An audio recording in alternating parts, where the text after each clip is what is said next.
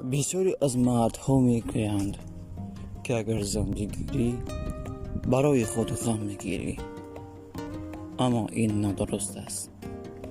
زیرا زنی که خوب باشد نه تنها برای مرد خوشبختی می‌آورد، بلکه مرد را در زندگی موفق و کامیاب می‌گرداند. قصر زرین به زن خوب کلبه ویران است. در بیابان بهر مرد آغوش زن کاشانه است. بخت هر مرد نکو در زندگانی این زن است. زندگی گر زن نباشد مرد را غمخانه است.